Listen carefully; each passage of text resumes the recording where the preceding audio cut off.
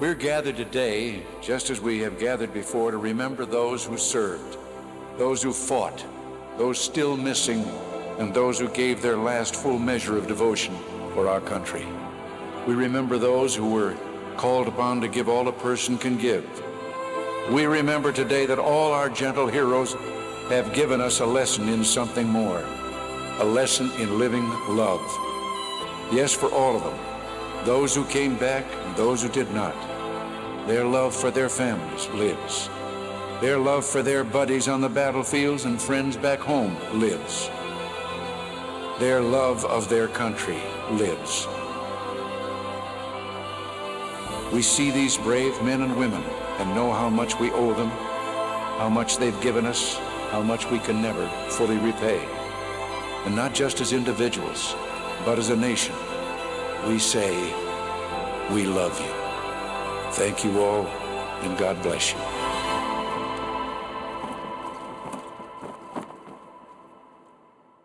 We are so grateful for those who have given their lives to preserve our freedoms, and we honor them as we celebrate this weekend. Well, I'm so glad that you're here with us at Lake Oconee Church online. If we haven't met yet, my name is Andy. I'm on staff here, and I'm glad that you're along with us as we kick this off with a brand new song from James David Carter. Let's have a listen.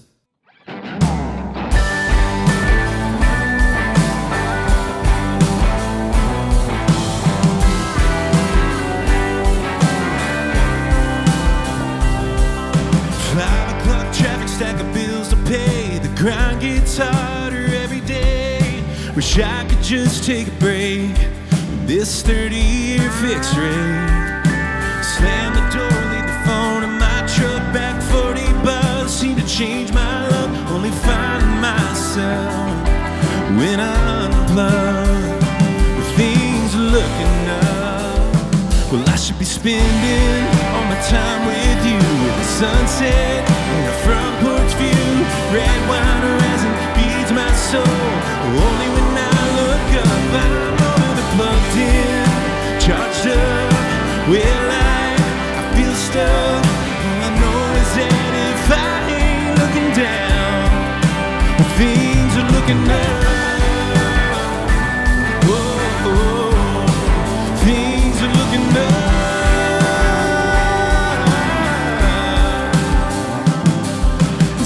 Steve ice only weighs me down till I hit that spot on the edge of town. Give me a dashboard glare on a back road anywhere. I should be spending all my time with you, with the sunset and a front porch view. Red wine horizon feeds my soul. Only when I look up, I'm only plugged in, charged up. Well, I feel stuck. All I know is that if I ain't looking down, things are looking up. Whoa, things are looking up.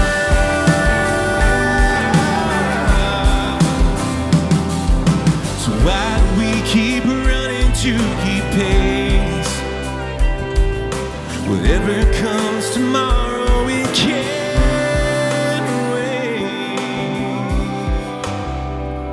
I should be spending all my time with you, with the sunset and the front porch view. Red wine horizon feeds my soul. Only when I look up, I'm never plugged in, charged up. Will I feel stuck? All I know is that if I ain't looking down, things are looking up. Whoa, things are looking up.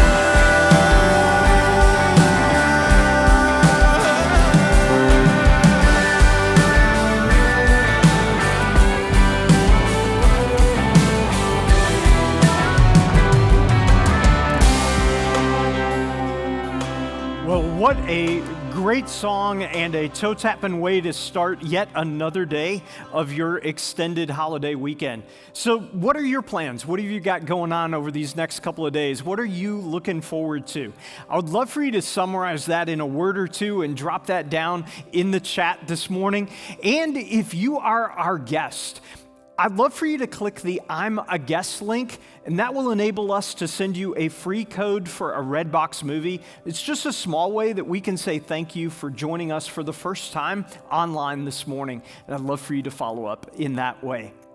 Well, a couple of weeks ago, I had the chance to interview James David Carter about the song that he just sang, about this song that he wrote. And so we're going to take a look at that in a piece that we've entitled More to the Music right before we sing two more songs. So take a look.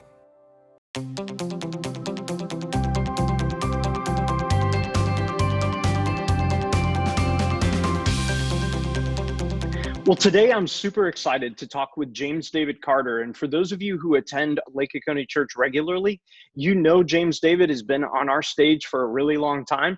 James David has been on a number of North Point campus and partner stages over the years. And he is a recording artist, a songwriter. He recently got married this year and recently released a new song entitled Looking Up. James David, tell us a little bit about what inspired that song. So a buddy of mine, his name's Ben Brandenburg, we got together to write one day, and he attends Athens Church. Athens Church is another church that I lead worship at, and we were kind of inspired, I guess this was probably early February, after the Athens Church did a series called Screen Time, which kind of addressed our culture's, addiction to social media, our phones, our devices. And we were just kind of wanting to write a song, like a reminder to ourselves about unplugging and just being present and spending time with the people we love, the people who are important, that people we value, just to remind ourselves of that. So that's really where the song came from.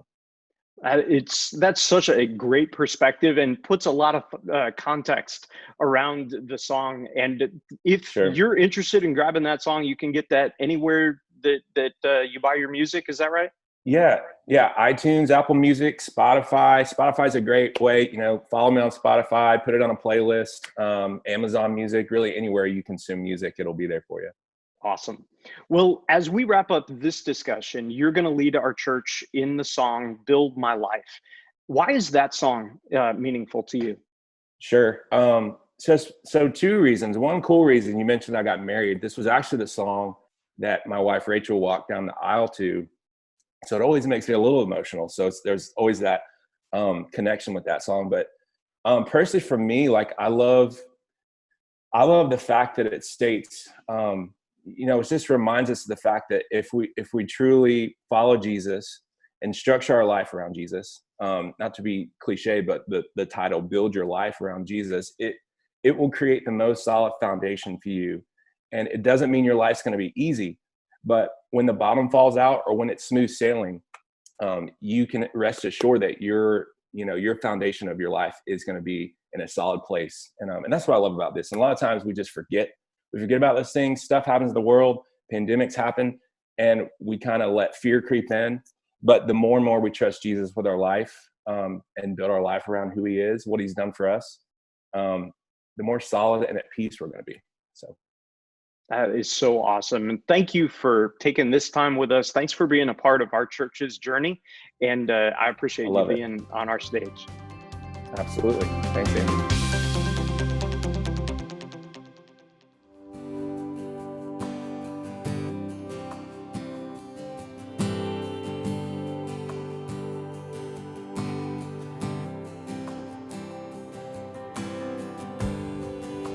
Worthy of every song we could ever sing, worthy of all the praise we could ever bring, worthy of every breath we could ever breathe. We live for you, we live for you. Jesus, the name above every other name. Jesus. Jesus, the only one who could ever save. Worthy of every breath we could ever breathe. We live for you. Oh, we live for you. We're singing holy. There is no one like you. There is none beside you. Open up my eyes in wonder and show me who you are and fill me with your heart and lead me in your love to those around me.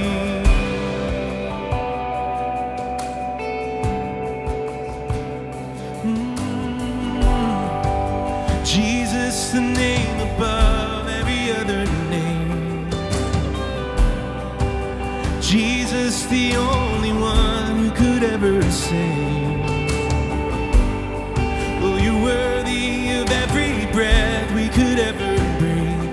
We live for you. Oh, we live for you. We're singing holy. There is no one like you. There is none beside you.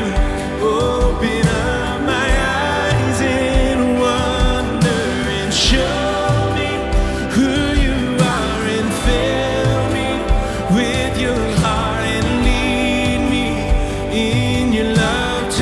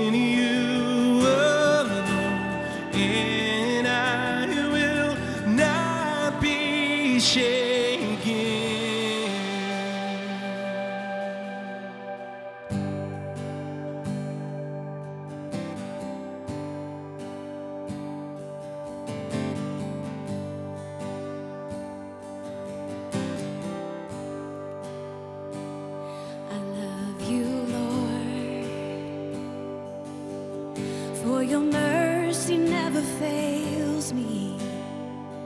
And all my days I've been held in your hands. From the moment that I wake up until I lay my head, oh, I will sing of the goodness of God. All my life you have been faithful.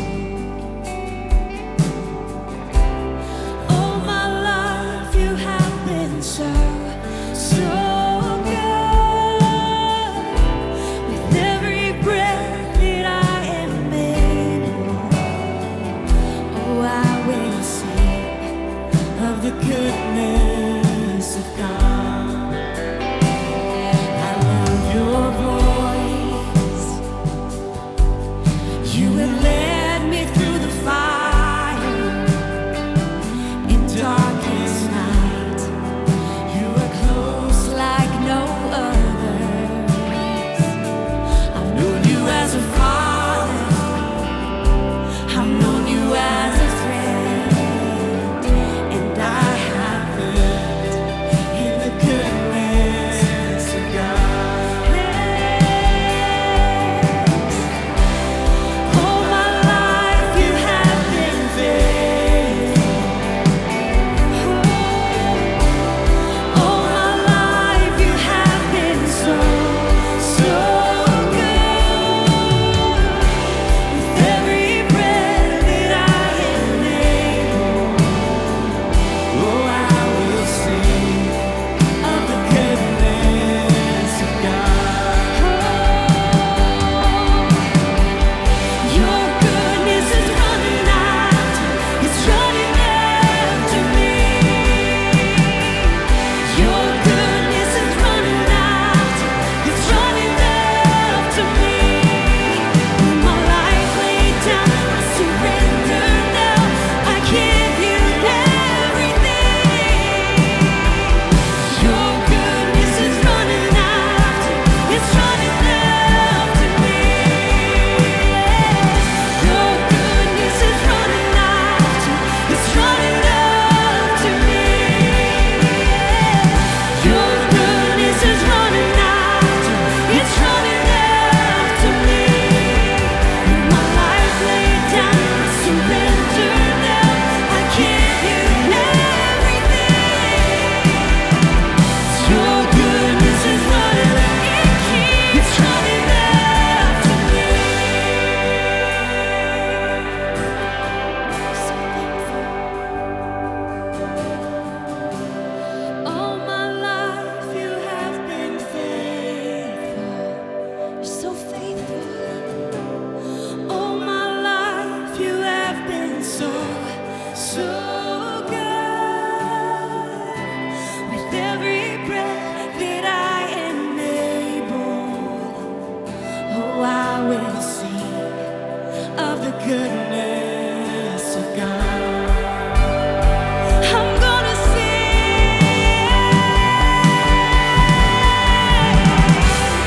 All my life you have been faithful. All my life you have been so, so good.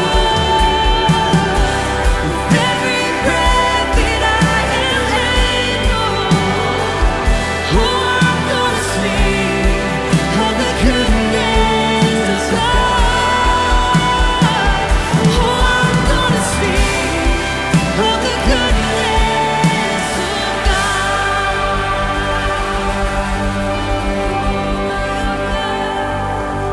For all my days. Such a great reminder that our Heavenly Father is involved in every facet of our lives. And as we go speeding into our summer schedule, it's really a challenge to remember that we need to keep that relationship a priority, both in our hearts and in our calendars. And over this coming week, we're going to be sharing with you what our summer schedule looks like as Lake Oconee Church. But it kicks off today with a social distance parking lot party, a summer celebration for our preschoolers and our elementary kids, your children and grandchildren. And we'd love for them to be a part of this. As our service concludes, you can head this way and be a part of something really special that we're doing to celebrate our children in the parking lot here at the Lake Oconee campus this morning. So I hope that you'll have time to be a part of that before you head off into whatever else is planned for your Memorial Day weekend. And let me just say thank you for those of you who have continued to honor God and support the church that you love through your giving. You have allowed us to pivot repeatedly during this season as we continue our mission of inspiring people in Georgia's Lake Country to follow Jesus. And if you typically give in the room, you can do that online at lakeoconeechurch.org/give, and you can make a gift in that location. So thank you for the way that you support the mission of our church. Well, in just a moment, we're going to connect with Andy Stanley, who's bringing us part 2 of our most recent series, Better for It. But before we get there, let me pray for you. God, thank you that repeatedly in our lives and across our journey, we see you involved. We see your hand. We see you as a facet of everything that's happening. And God, I pray that you would continue to grow us even through our present circumstances, whatever those may look like. And God, on this weekend, as we pause to remember and honor those who have given their lives so that we can freely celebrate our relationship with you in this country and so many other freedoms that we have. God, I pray that you would continue to look after the families that grieve deeply every day for those they have lost as they preserved our freedoms. God, as Andy speaks to us over these next few minutes, I pray that you would challenge our hearts, that you would keep us from being stuck where we are, but instead that you would compel us forward so that we might know you better and we might live differently because of the relationship that we have with you. I pray these things in Jesus' name. Amen.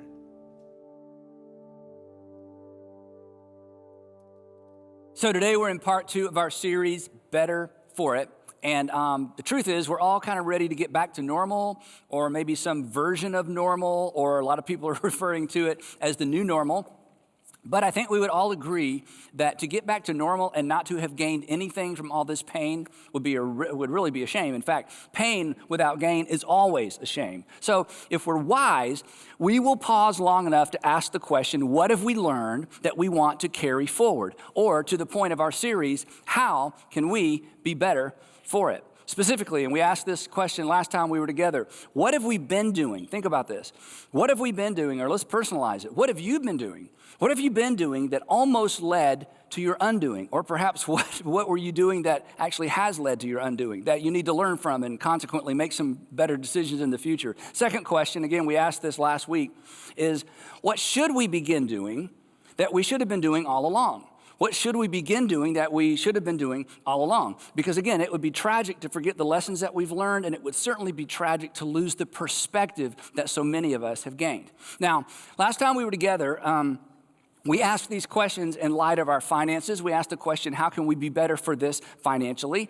And I poked around a little bit, asked you some difficult questions. For some of you, it was a little bit offensive because you're right in the middle of a financial crisis, and here I am asking, hey, what decisions do you need to make to ensure this doesn't happen again? Or what financial decisions can you make to ensure that you're better for it next time? And it seems a little bit early, but as we talked about last week, it's not too early.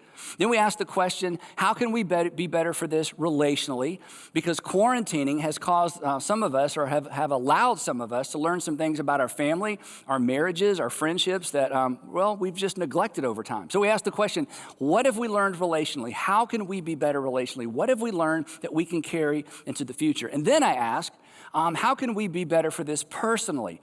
And we probed around a little bit as it relates to your faith. What are the questions you're asking maybe for the first time? Or what are the questions that you're asking for the first time in a long time? Now, today we're going to go in a little bit different direction. Today, we're going to do a little bit deeper dive because, and you know this, simply wanting to be better for this, simply intending to be better for this means that nothing may happen as a result, because simply wanting, intending, and wishing doesn't require anything of us, and it won't bring about any change. For there to be actual change, you have to engage with the question, and specifically to be better for what we have just come through and to be better for what you are currently going through. You have to engage your superpower. That's right, your superpower. You have a superpower. Here's your superpower. It is that innate ability that empowers you right now to be better for actually anything that comes your way, or when you think about your past, it empowers you to be better for anything that has come your way or came your way. Now, you know this. We have no control over what life throws at us, right? Think about it. 6 months ago, social distancing was for people like me, introverts. 6 months ago, kids were throwing toilet paper into trees. 6 months ago, if your mama heard you'd missed church for 8 or 9 weeks, she would be convinced that you are going to hell, right? So much has changed. We didn't choose this pandemic, right? We didn't choose this parentheses in time. We didn't choose the pandemic. It actually chose us. But, and here's the point, it left us with choices. It left us with choices. And this is where your superpower comes in. This is where your superpower comes in. Your superpower, as we're going to discover, in fact, as we begin talking about this, it's going to remind some of you of your own history. Your superpower actually empowers you to turn bad things into good things. It empowers you to turn wrong things into right things. And it actually empowers you to thwart the evil intent of evil people. It has the power to reverse the course of your life. But your superpower and the ability that you have, that we all have, is easy to miss during times of crisis. And if you lose sight of it, especially in times of crisis, and especially in times of adversity, you will become a victim. But if you engage your superpower, you will be better for it. And you will be better for it in every single major arena of life. Now, what is this superpower? It's so simple. Your superpower, my superpower, is our ability to respond, our respond ability, our ability to choose a response rather than simply react to circumstances. Your ability to choose a response rather than have it dictated to you by circumstances, rather than having it dictated to you because that's just what people do in those circumstances, rather than having it dictated to you because of what's been modeled for you. Reacting, you know this, reacting actually sets us up to become a reflection. Reacting to circumstances just sets us up to become a reflection of the things we despise. Reacting just sets us up to become a reflection of the people that we don't respect. And to react, and maybe this is the most difficult part, or maybe this is the most heartbreaking part, to simply react to circumstances causes us to relinquish our power and to relinquish our destiny, and certainly to relinquish and give up on our legacy. But the right response, a thoughtful response, if you're a Christian, a faith-filled response has the power to redeem pain and suffering. As I said earlier, it actually has the power, we're gonna see this in the story today, to actually reverse the course of a life. Your superpower is why. Your superpower is why you can be better for it, regardless of what it is. Now, I know that's a big promise. Now, not only is it a big promise, the reason we miss the promise is because there's a little bit of a catch. There's a reason we miss this, and here's why. The response that has the potential to reverse the natural course of things isn't natural. The response that has the potential to reverse the natural course of things isn't natural. The catalytic response, the response that has the power to turn things around in a life, or as we're going to see today, in a family or even a nation, the response that has the potential to turn things around is not the intuitive response. And this is why we miss it. And to be honest, this is why we're talking about it. But here's what I don't want you to miss. This is the life This is the life that you have been invited into. This is the life you've been invited into, whether you're a person of faith or not. But if you are a person of faith, if you are a Jesus follower, this is certainly the life that you have been invited into. The life where you choose your response, as opposed to simply reacting to the circumstances around you the way that everybody else acts, the way that your family reacts, and the way that you are expected to react. Now think about this. The history of our faith, especially if you're a Christian, the history of our faith is actually populated by men and women who responded to hardship in the most unexpected, unnatural, really, to use that word again, catalytic ways. They made catalytic decisions. And think about this.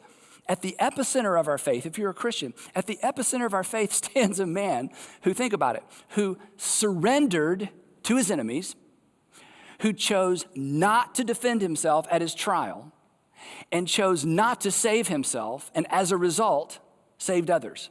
He saved you, saved me.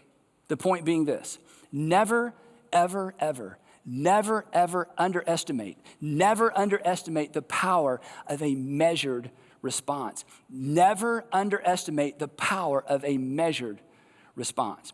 Now, for the next couple of weeks, we're going to talk about one biblical character that modeled this in a remarkable way. And part of what makes this story so remarkable is that he modeled this for over 20 years. In fact, the story spans about 30 years.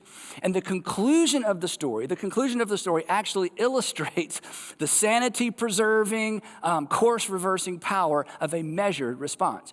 And as soon as I read the end of the story, because we're going to begin at the end, as soon as I read the end, most of you are going to know the entire story. So I want to ask you to do me and to do you a favor. As we jump into this story together, I want you to try mentally and emotionally not to rush to the end of the story, because this story, the story of this young man's life, intersects with our lives in many ways, but there are two ways in particular it intersects with our lives, and I don't want us to miss it. And the problem with knowing the end of the story is that we kind of extract ourselves from the story and we miss the point of the story. So here's how this really epic story ends. It ends with the hero of the story making this statement. He says this: "You intended to harm me. You intended to harm me." And the you in the story, and especially if you know the story, the you in the story in that moment were the power brokers. The odds were in their favor. They held all the cards. The cards were completely stacked against the hero in the story. They had evil in their hearts. In fact, as we read the story together, or as you remember the story, you'll remember they created circumstances, and perhaps you can relate to this. They created circumstances that generally transform victims into perpetrators. They created a set of circumstances that generally cause the innocent to take on the characteristics and the character of the guilty. But not this time. Not this time. The hero says, "You intended to harm me, but God intended it for good."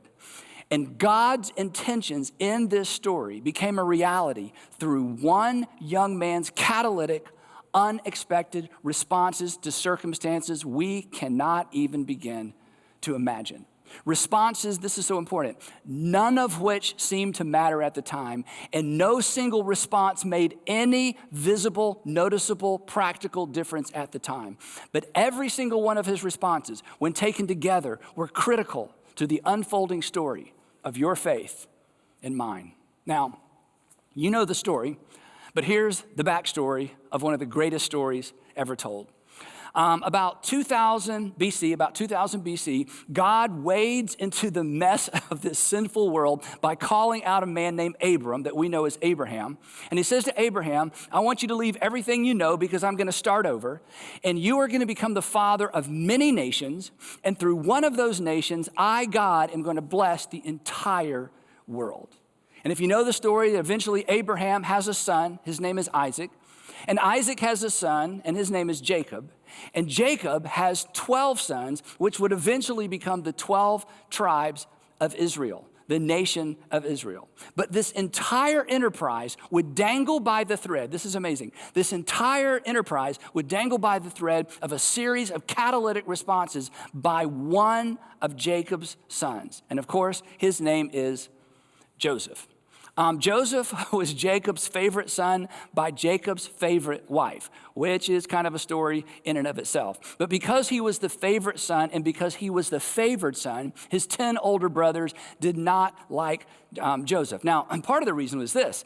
From time to time, Jacob sort of protected Joseph from the brothers, but from time to time, he would send Joseph out to check on his brothers to see how they were doing. And from time to time, he would come back with a not so favorable report. So on this particular occasion that sets up the story, Joseph is approaching his brothers. They're miles from home. They're tending sheep. And as they see him coming, they begin to talk about Joseph. And by the time Joseph gets to their campsite, they've decided they're done.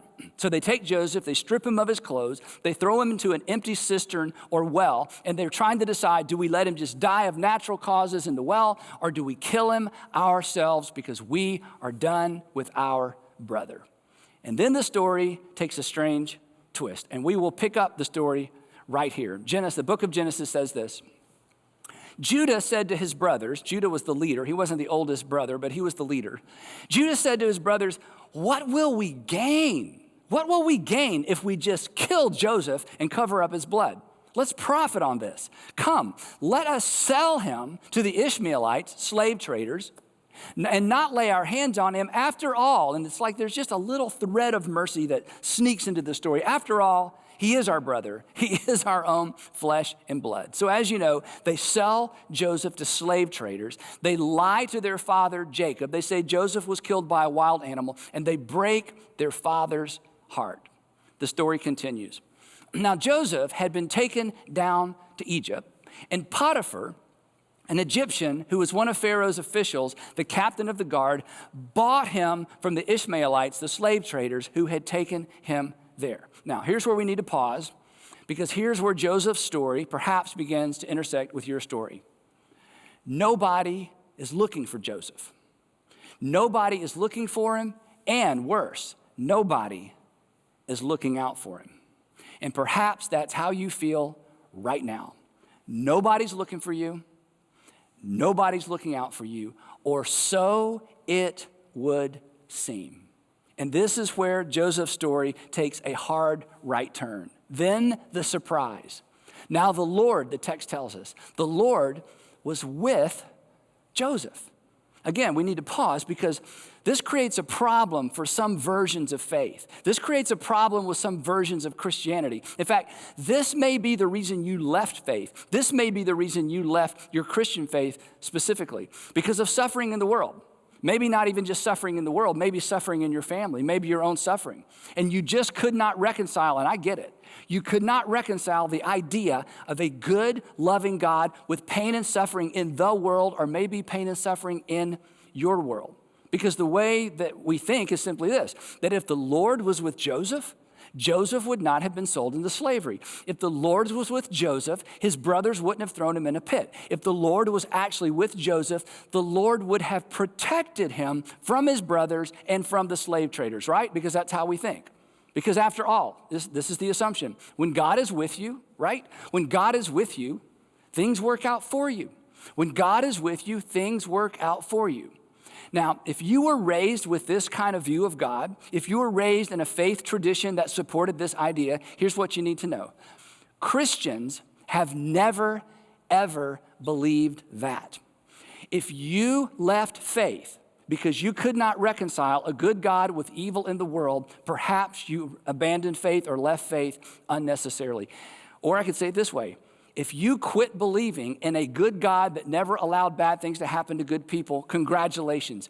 You quit believing in a God that does not exist. But that is not the God of the Christian scriptures. It is certainly not the God of the New Testament.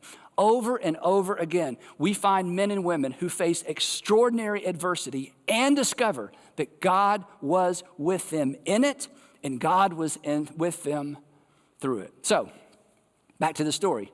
The Lord is with Joseph, but luck is not with Joseph. Prosperity is not with Joseph. Justice is not with Joseph. And fairness is certainly not with Joseph. But Joseph was like you, like me. He had a superpower.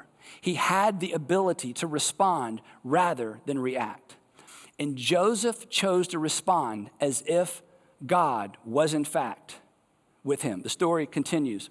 The Lord was with Joseph so that he prospered, but don't read too much into this because he didn't prosper personally.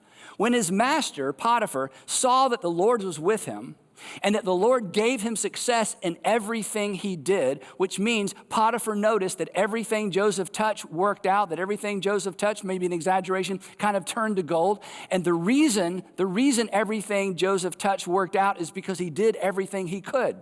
He was responsible. He responded not as somebody who had been sold into slavery. He responded as if perhaps God was in fact with him. And Joseph found favor in his eyes, and he became his attendant. So essentially, Joseph becomes Potiphar's administrative assistant, and he's put in charge, as we're going to see in a minute, of just about everything.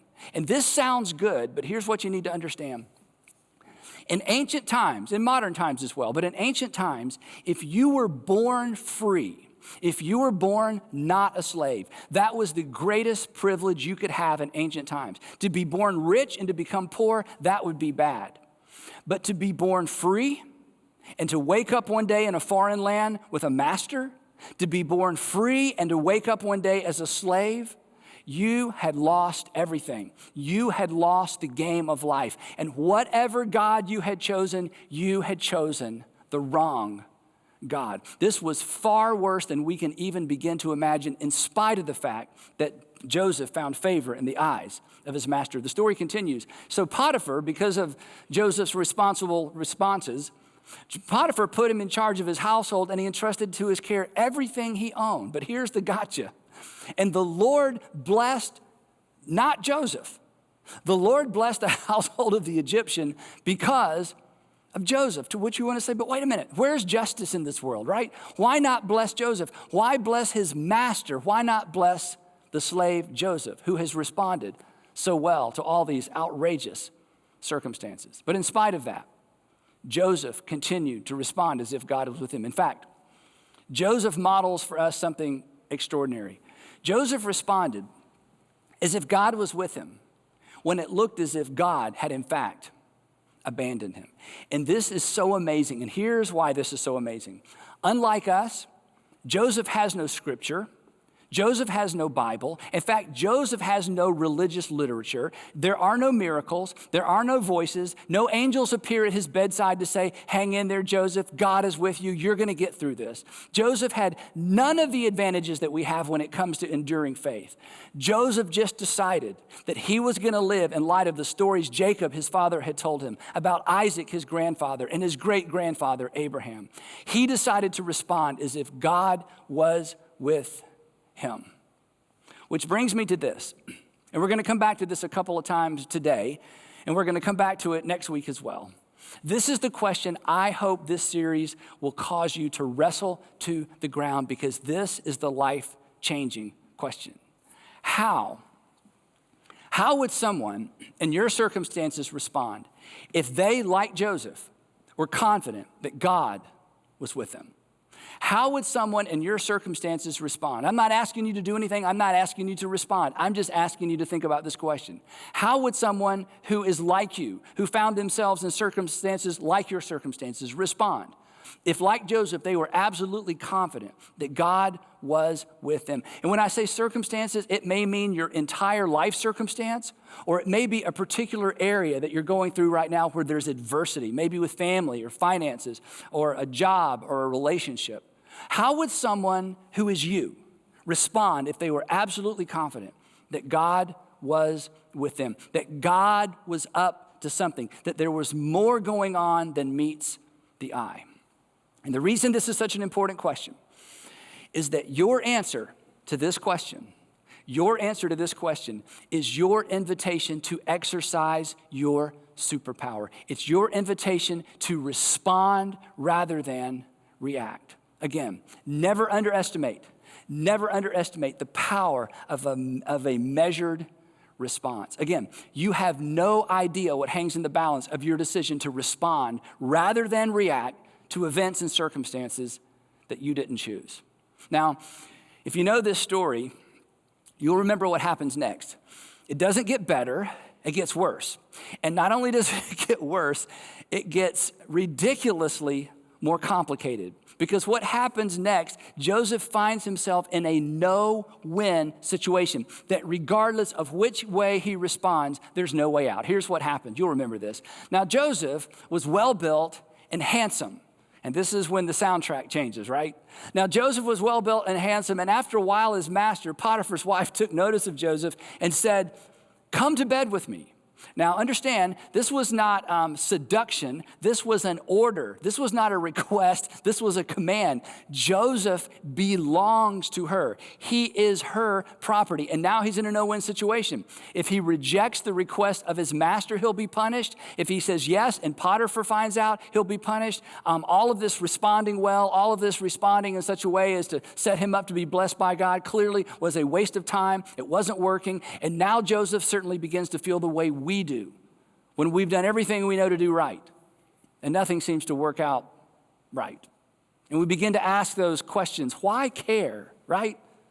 Why even try? In Joseph's case, there is no potential for a happy ending. Not only will he not be better for it, he knows he will probably be dead for it. But in spite of that, Joseph deploys his superpower. And the text says that he refused. And here's what he told Potiphar's wife. He said, "With me in charge, my master does not concern himself with anything in the house. Everything he owns, he has entrusted to my care." And then he shifts gears just a little bit. No one is greater in this house than I am. My master has withheld nothing from me except you. Because, by the way, you are his wife.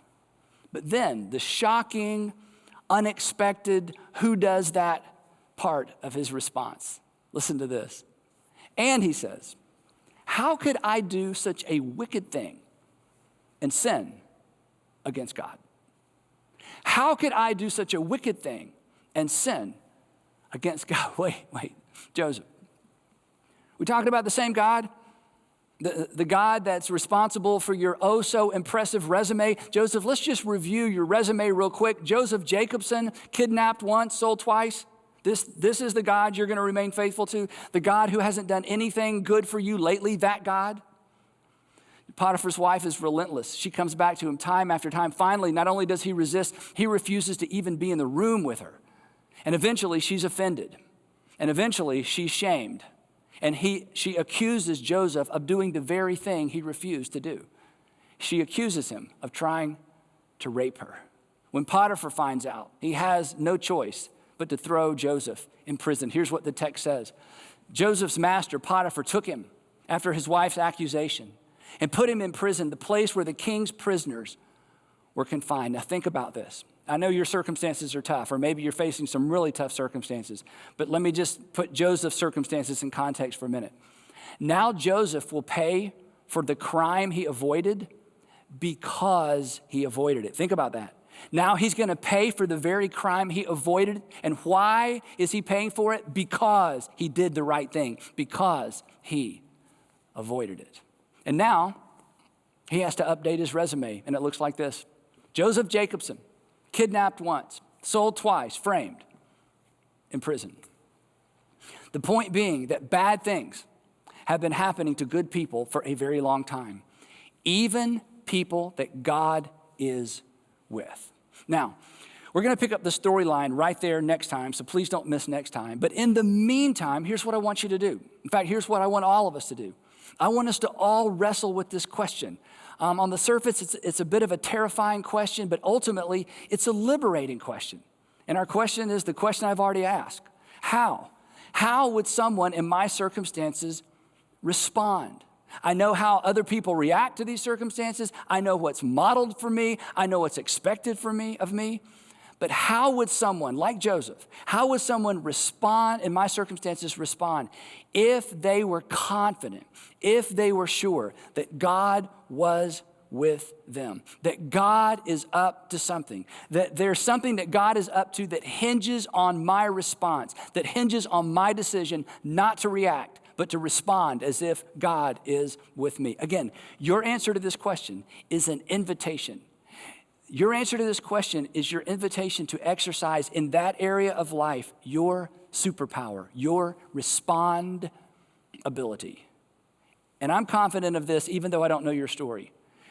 Your willingness to respond rather than react is your best play. It is your best way forward. It is the way that lays the groundwork for God to do something unusual in your life, in your current circumstances. And if you'll act on this question, you will emerge better for it, and you will not emerge bitter for it. Again, never underestimate, no matter what you're going through, never underestimate the power of a measured, faith-filled response. You know this. We're no better than our responses, but Joseph's story illustrates the fact that we can be better because of our responses. So when it comes to the current circumstances that we're all facing, or when it comes to the circumstances that are individual for you, let's not simply get through this. Let's be better for it. Let's respond in a way that makes us better for it and answer the question, how? How would someone in your circumstances respond if they were confident that God was with them, that there's more to your story than meets the eye, that your circumstances, your current circumstances are a chapter in your story. They're not the entire story. How would someone in your circumstances respond if, like Joseph, they were confident that God was with them?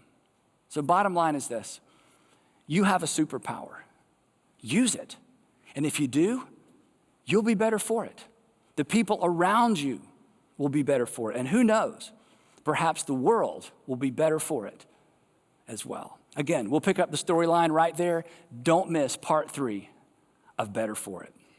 Now, as always, I'd love for you to wrestle some of this to the ground in your group or maybe throughout the week. So I have 3 questions for you, and here they are. Question number 1.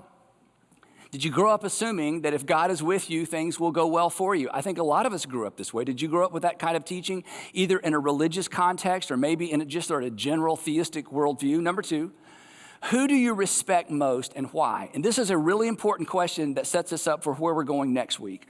Who do you respect most and why? Does it have anything to do with their response to adversity? I want you to think about that and talk about that. And number 3, is there anything you would do differently if you were confident God was with you? Is there anything that you would do differently right now or begin doing differently right now if you were confident that God was with you? These questions will be on all of our social media, or you can take a screenshot, but make sure you find them. Make sure you spend a few minutes with them. And then again, make sure you're here next week for the conclusion of Better For It. And now, back to your host. Well, as Andy said, these questions will be available on our social media later on this afternoon. And right now, we're opening our family ministry groups, but only for our middle and high school students today at lakeoconeechurch.org/familylive. And for all of our preschool and elementary students, we look forward to seeing you and your parents in our parking lot at Lake Oconee Church at 10:30 today for our summer celebration. So I look forward to seeing you there, and I hope that you have a wonderful week, and we'll be right back here next week for part 3. Take care.